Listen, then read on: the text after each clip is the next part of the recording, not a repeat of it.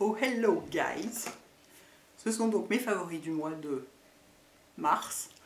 J'ai presque rien, ça va durer 3 minutes.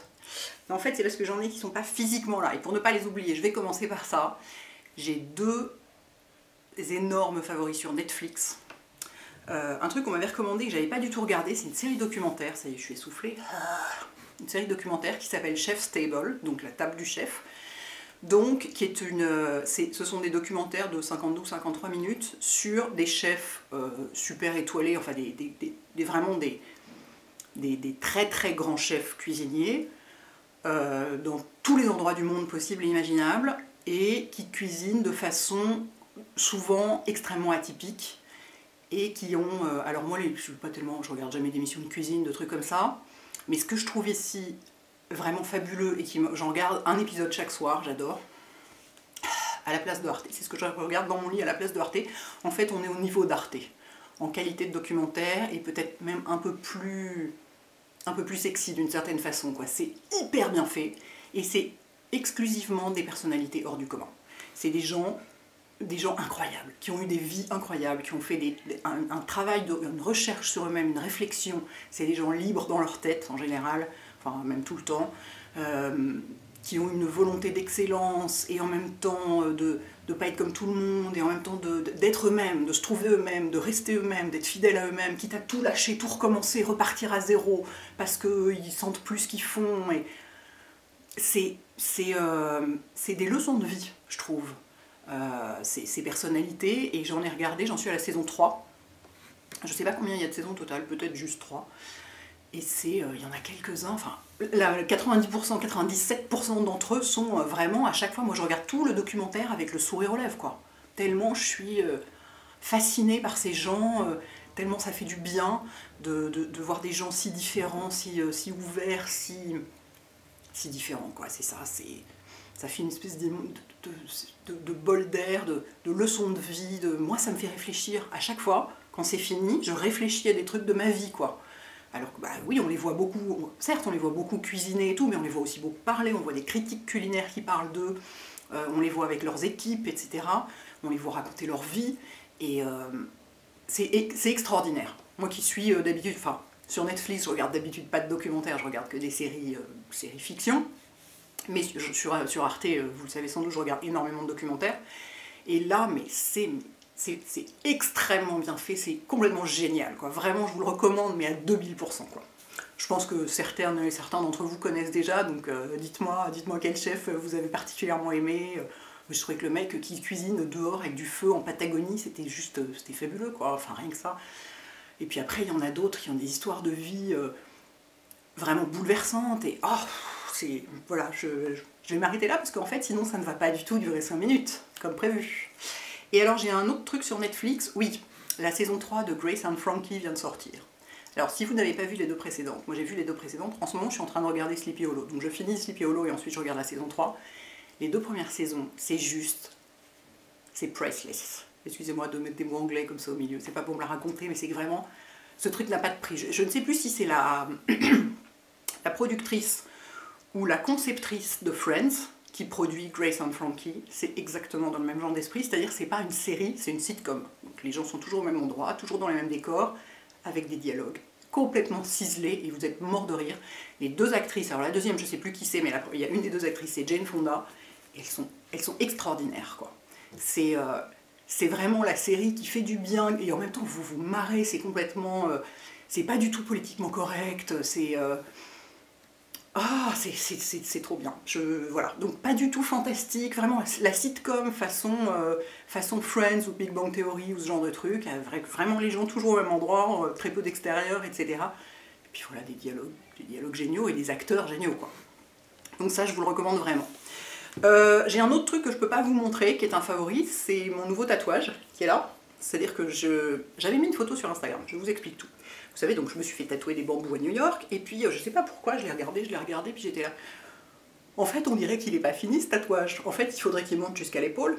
Donc bim, j'ai pris rendez-vous chez Tintin, parce que c'est au métro Blanche, donc moi j'habite à Montmartre, donc je peux y aller à pied, je trouvais ça pratique, puis je me suis dit bon, c'est un peu casse-gueule comme truc de prolonger le travail d'un autre en faisant pareil, donc je vais essayer d'aller chez quand même des gens réputés.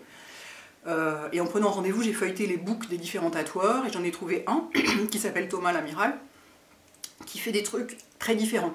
Il fait pas du tout du old school, il fait pas des choses fines du tout, il fait des trucs genre limite comme des traits de peinture parfois, des trucs comme ça, enfin des choses très différentes. Donc je me suis dit bon, et effectivement la dame de l'accueil m'a dit je pense que c'est lui qui sera le plus adapté pour faire ce que vous voulez. Et du coup j'y suis allée mercredi. Donc là c'est en pleine cicatrisation, c'est pas le moment où vous avez envie de voir ça, c'est pas joli, enfin c'est pas épouvantable, c'est bon, mais c'est pas très joli, donc voilà, donc on a tout ça est recouvert de bambou maintenant, voilà, il y en a partout. Comme je disais sur la photo que j'avais mise sur Instagram, le bambou ça pousse vite, et en fait pourquoi je l'ai enlevé cette photo? Pardon, mon dieu, elle n'arrive pas à respirer, et en plus elle s'étrangle, et en plus j'ai la goutte au nez et je n'ai pas pris de Kleenex, mais j'ai pris un truc pour effacer les swatchs si jamais j'avais besoin, donc je peux me tamponner le nez. Oh my god. En fait, je l'ai prise, enfin c'est Thomas qui l'a prise quand on a eu fini, on a mis un peu, réveille-toi, à peine plus d'1 heure, ça a pris 1 heure de faire le dessin sur moi, et ensuite 1 heure de tatouer, et ça fait pas très mal ici, franchement, je lui ai demandé s'il y avait des gens qui s'endormaient, il m'a dit oui, pendant les dos notamment, et ça arrive, et moi, je comprends qu'on puisse s'endormir, c'est pas que ça fait pas mal, c'est pas agréable bien sûr, mais c'est pas du tout horrible. Hein. Franchement, l'extérieur du bras, là, c'est vraiment la partie... J'avais jamais eu aussi peu mal, quoi. Bref, donc, je lui ai demandé de prendre une photo dans le studio quand on a eu fini. Et bon, j'avais un vieux débardeur moche que j'avais mis pour que ce soit pratique.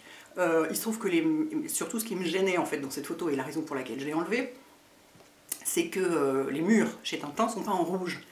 Et donc, ça n'allait pas dans mon feed Instagram.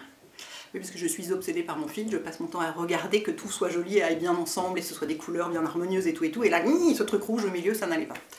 Donc je vous remettrai une photo sur fond blanc, plus tard, quand il sera cicatrisé, ok? Voilà, ne m'en veuillez pas trop de vous l'avoir enlevé comme ça, après l'avoir mis. Donc là, alors il est en pleine cicatrisation, donc pas de soleil, rien du tout, donc je mets du Cicalfate dessus pour l'instant, et voilà. Et c'est pour ça que j'ai des manches longues. Donc, cette petite blouse, non mais regardez-moi comme elle est jolie. Je peux pas me lever, je suis assise par terre, c'est trop compliqué, mais regardez-moi comme cette petite blouse est ravissante. Parce que en fait, je cherche des trucs à manches longues pour protéger mon tatouage du soleil, parce que chez Tintin, ils disent, pendant 3 mois, mais c'est même pas une question de crème solaire ou pas, pendant 3 mois, pas de soleil du tout, donc des vêtements par-dessus. Donc, du coup, j'en suis à chercher des trucs à manches longues, mais légers, quoi, pour pas crever de chaud. Je vais pas être en pull en ce moment où il fait genre, jeudi, il faisait 24 degrés à Paris, quoi. Et donc, j'ai trouvé cette petite blouse chez 1, 2, 3. Et franchement, elle est complètement en coton. Ça faisait longtemps que je voulais une blouse un peu en dentelle. Donc, en fait, elle est dans mes favoris aussi, c'est pour ça que je vous en parle. Oui, oui, je poursuis mon idée. Et après ça, je viens à mes 3 produits et demi. Respirez, là. Parler trop vite et s'exciter comme ça. Donc, j'en ai essayé plein des blouses en dentelle, et souvent c'est du polyester, ou c'est une espèce de mélange dégueulasse. Enfin, dégueulasse, je sais pas que c'est dégueulasse, mais enfin, le pur coton, c'est plus joli comme support pour ce genre de choses. Souvent, les broderies sont vachement cucu, souvent la dentelle est cheap, enfin, c'est pas facile à trouver une jolie blouse comme ça, elle va jusqu'au hanche, quoi, à peu près.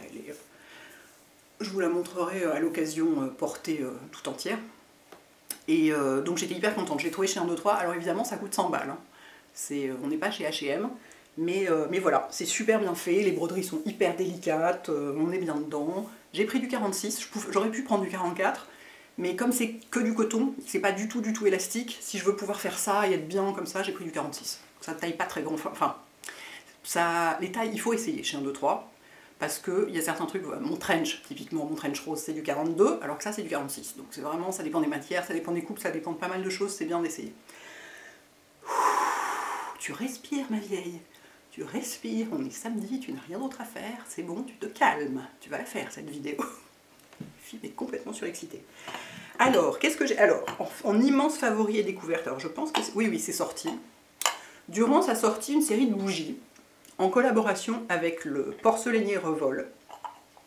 Donc dans des pots en porcelaine noire comme ça, et Revol et les sols, c'est de la porcelaine noire mat. Et c'est les seuls chez Revol à savoir faire ça.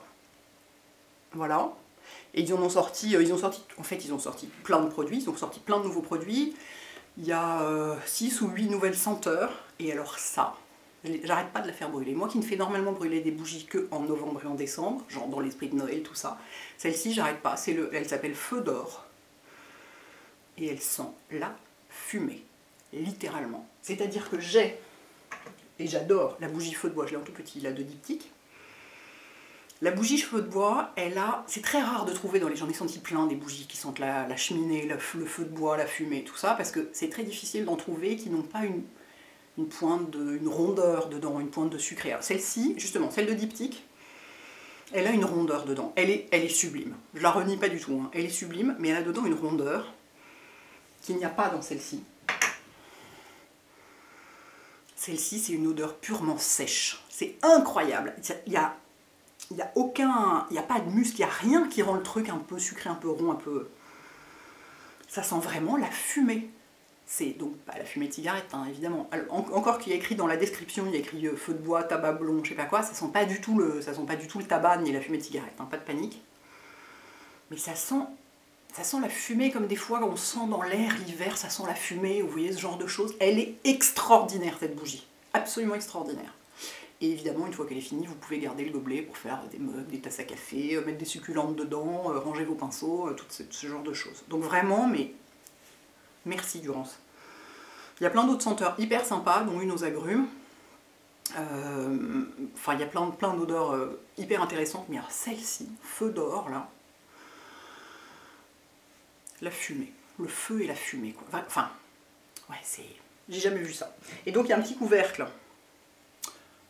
en cuivre, enfin, c'est pas du cuivre, mais couleur cuivre, sur lequel il y a écrit Durance, et que vous pouvez mettre, pif, comme ça, pour faire un éteignoir, ce que j'ai fait. C'est pour ça qu'il y a un petit rond dessous, ou sinon vous pouvez le mettre aussi sous la bougie pendant que vous la faites brûler pour pas abîmer la table sur laquelle elle est, ou ce genre de truc. J'adore cette bougie. Je crois que je vais la finir, mais à toute vitesse, quoi. Ensuite, je me suis remise à essayer des écrans solaires à porter sous mon maquillage, parce que c'est toujours très difficile de trouver un écran qui... Enfin, une crème solaire qui rende pas le fond de teint dégueulasse, parce que c'est quand même vachement fréquent, hein. Vous mettez ça a l'air sympa comme ça mis tout seul, puis vous mettez votre fond de teint et là, ça fait des patchs, ça s'étale pas, ça fait des petits points dans les pores, enfin c'est hyper difficile. Et il y en a deux qui sont vraiment géniaux. Il y a le nouveau Intral de Darphin. Est-ce que ça focus si je fais comme ça? Bah non, hein. Ça veut pas, il faut que je mette ma main derrière, sinon ça ne veut pas. Donc voilà, le nouveau Intral de chez Darphin, qui est très intéressant parce qu'il est 100% minéral. Donc c'est une protection 50. Moi je vous rappelle que je ne peux porter des écrans 50 qu'en minéral, parce que ma peau est irritée par le 50 chimique. En chimique, je m'arrête à 30, ce qui protège déjà très bien. Je vous rappelle la différence de protection entre 30 et 50, c'est que 30 ça filtre 94% des rayons, 50 ça en filtre 97%. 3% d'écart, voilà, ça va pas, c'est pas ça qui va me filer un cancer, d'autant que je ne me mets pas au soleil, hein. Tout ça c'est pour rester à l'ombre quand même, ou faire des photos. Voilà, quand je fais des photos, j'en mets sous mon maquillage parce que j'aime faire des photos au soleil, parce que je trouve ça joyeux. Donc ça c'est vachement bien, et en plus la gamme Intral, voile protecteur urbain, environnemental, gna gna. La gamme Intral c'est la gamme pour peau sensible. Donc si vous avez des rougeurs, des machins, que votre peau est hypersensible, qu'elle supporte pas bien les SPF, qu'elle a du... Enfin voilà, c'est irritant un SPF, hein. Donc moi c'est pour ça que j'en porte pas tous les jours. Alors, vous entendez, hein, il y a une bille dedans, il faut bien secouer. Et ça fonctionne sous le fond de teint. On peut se maquiller avec. Alors vous allez me dire, et comment on fait à midi si on veut en mettre? Ah ben on peut pas, hein. C'est toujours le même problème. Dans ce cas-là, vous prenez les brumes, voilà, les sprays qu'on met par-dessus comme ça et qui n'ont pas besoin d'être étalés, ni tapotés, ni rien du tout. Mais la crème, bah non, vous en mettez le matin et dans la journée, vous démerdez. Ou surtout, vous restez à l'ombre. Si vous déjeunez en terrasse, la terrasse à l'ombre, ça existe, hein. Voilà. Donc très très bien. Bravo Darphin, et qu'est-ce que ça sent? Pas grand chose. Ah, j'oublie un truc hyper important. Regardez, mon Dieu. La fille qui est là avec ses histoires de Netflix et tout ça et qui oublie le principal. Il est teinté. Du coup, il est teinté genre un peu abricot, vous voyez? Moyennant quoi, il n'est pas du tout blanc. Parce que le minéral pas blanc, c'est hyper difficile. Et, celui-là, il est teinté. Et alors c'est bien parce que je connais d'autres écrans minéraux, mais qui sont teintés en beige et qui donnent un air un peu terreau au visage. Celui-là, il est un peu abricoté. Donc ça fait juste un voile légèrement bonne mine sur le visage, qui se voit pas, hein, une fois qu'il est bien étalé. Voilà, parfait. Et qu'est-ce que ça sent? Rien. Je sais pas, ça veut pas dire qu'il n'y a pas de parfum dedans, mais moi là, je ne sens rien. À vérifier. J'ai pas gardé la boîte, donc je peux pas vous dire. Non, je trouve que ça sent que les ingrédients. Et donc voilà, j'ai bien fait de prendre un truc pour m'essuyer les mains. Et le deuxième, qui est différent parce que c'est un écran chimique, c'est le Antelios Fluid Matte de La Roche-Posay. Pareil, je vais mettre ma main derrière pour qu'on le voit, en petite taille là. Ce truc est phénoménal. C'est-à-dire que, donc moi je prends du 30, parce que 50 sinon ma peau réagit. Je vais pas y arriver, je vais être essoufflée pendant toute la vidéo. Qu'est-ce que vous voulez? C'est des choses qui arrivent. Au moins il y a des belles fleurs pour compenser. Oui, je me suis assise dans le fond de la pièce parce que je voulais que vous profitiez de mon bouquet de fleurs qui est tellement sublime. C'est des amis qui me l'ont envoyé. Donc ce truc est phénoménal. C'est-à-dire qu'il est vraiment... C'est un truc anti-brillance, peau grasse à tendance acnéique. Moi je n'ai pas du tout la peau grasse à tendance acnéique, j'ai la peau sèche, déshydratée et sensible. Ça ne m'a pas fait tomber la peau du visage. Ça, on peut tout à fait l'utiliser, ça ne dessèche pas la peau, si vous voulez. Si vous avez la peau grasse à tendance acnéique, ça évite d'amplifier les problèmes. Si vous avez la peau autrement comme moi, juste ça fait une base matte et ça fait une base de maquillage. Là, j'ai jamais vu ça, c'est-à-dire que normalement, comme je vous disais, c'est hyper difficile. Moi, je trouve ça très difficile de maquiller sur un écran solaire. Là, le fond de teint est plus joli avec ça que sans, je vous jure. Parce que j'ai fait des tas d'essais pour voir quel fond de teint, avec quel pinceau, avec quel machin et tout. Ce truc-là, mais magnifique, magnifique. Donc, en plus, si vous supportez le 50, évidemment, il existe en 50. On peut le mettre dans son sac, il est tout petit. Il est comment? Lui, pour le coup, il est blanc, mais il s'étale transparent. Voilà. Et il est mat. Ça va pas se voir tout de suite parce que ma main va briller un peu, évidemment, je viens de l'étaler. Mais comme base de fond de teint, il est génial. Et vraiment génial. Ces trucs, vous avez envie d'en mettre. Donc bravo les mecs, parce que le plus gros frein à l'utilisation d'un solaire, c'est la texture. Et l'emmerdement à l'application, bah là, bravo quoi. Et donc, pour le purement, si on veut du purement minéral, celui-là. Nickel tous les deux. Il me reste plus que 2 produits. Le blush que je porte. Encore un blush Chanel. J'en avais déjà un le mois dernier. Ça, c'est un blush de la collection Laitissage. Vous voyez? Décidément, cette place est sympa pour les fleurs, mais en revanche, pour se rapprocher, c'est pas très pratique. Donc, vous voyez, c'est un peu tissé comme ça, avec du doré dessus, mais vous inquiétez pas, hein, ça fait pas du tout boule à facettes sur le visage. Ça, c'est la couleur numéro 100 Tweed Coralline, donc un corail, évidemment. J'ai laissé le truc dedans, mais je l'utilise pas du tout. Hein. Et qui est hyper joli. Il ressemble beaucoup à mon blush clinique que j'adore. Il est super réussi. Est-ce que je vous ferai un swatch? On va rien voir si je vous fais un swatch, évidemment. Oui. Voilà. Vous voyez? C'est un corail frais, lumineux et joyeux. C'est sur mon type sur ma couleur de peau, c'est parfait. Et moi, je le pose avec toujours mon pinceau Real Techniques, c'est lequel? Avec le stippling brush de Real Techniques. Pour le blush, moi c'est vraiment ce que je préfère. Tic tic tic tic tic tic tic tic tic. On peut buffer un peu. C'est un truc qui se lave le soir, le matin il est sec. Voilà, il est hyper pratique. Et vraiment, je sais pas pourquoi je laisse le pinceau dedans, je ne m'en servirai jamais, c'est ridicule. Jette-le. Ravissant ce petit blush, vraiment ravissant. Ils sont bons pour les blushs chez Chanel, en fait. Ouais, vu que c'est déjà le deuxième. Et enfin, le dernier truc, alors lui il sort que en mai, excusez-moi. Je me rapproche, ou alors je zoome. Je pourrais zoomer au lieu de me rapprocher en me traînant sur les fesses. Ce qui n'est pas du tout confortable, il me file des crampes dans les articulations. Si je zoome, est-ce que vous voyez ce que j'ai sur les yeux? C'est flou ou c'est pas flou? Je suis trop loin de la caméra, je ne vois pas. Vous voyez ce que j'ai sur les yeux comme c'est beau? Je vais vous montrer ce que c'est. Mais ça ne sort qu'en mai. Mais on m'a dit que j'avais le droit d'en parler quand même, et comme je le trouve trop beau, j'avais envie de vous montrer. C'est un fard à paupières liquide Chou et Moi, qui se présente comme ça. Je vais rezoomer, hein, plutôt que de me rapprocher comme une idiote. Regardez. Ah, peut-être même que vous pouvez voir si je fais comme ça. Vous voyez? Qui se présente avec un petit embout, vous voyez, vraiment comme un rouge à lèvres, quoi. Un petit embout mousse, comme ça. Et celui-là, il est bronze, et il est... Je vais vous le swatcher sur ma main, je ne sais plus comment il s'appelle, je vous noterai ça. Je vais vous le swatcher sur ma main, vous allez voir, c'est une merveille. Et c'est hyper simple, regardez. Oh, regardez-moi ça. Moi je l'ai mis au doigt sur mes paupières, c'est-à-dire j'en ai mis un peu avec l'embout comme ça, puis j'ai étalé au doigt quoi. Bon, pour le ras de cils inférieur, vous avez besoin d'un pinceau quand même, c'est mieux. Vous avez vu cette couleur de dingue? C'est sublime, non? Je vais vous partir en vacances, vous emmenez ça, un crayon noir et du mascara et c'est bon. Sublime ce truc. Et il va y avoir il y a plusieurs couleurs, il n'y a pas que celui-là. Moi c'était celui-là qui m'a le plus tapé dans l'œil, évidemment, parce que c'est bronze et que j'adore le bronze. Dézoomons un peu quand même. Toujours aussi essoufflé. Ça va durer toute la vidéo. Il y a des bleus extraordinaires à la présentation presse. Il y avait des... La maquilleuse avait toutes les couleurs sur sa main et le bronze à côté des bleus, mais c'était à mourir tellement c'était beau. Donc voilà, et ben c'est tout. J'avais presque rien, mais ça a quand même duré. Attendez que je me rapproche en me traînant à nouveau. Ça a quand même duré 20 minutes. Hein. J'arriverai jamais à faire des vidéos courtes. Jamais, jamais, jamais. Bon ben voilà les enfants, j'espère que ça vous a plu. Dites-moi si vous avez regardé Chef's Table et tout ça, hein, parce que vraiment c'est trop cool. Et à bientôt.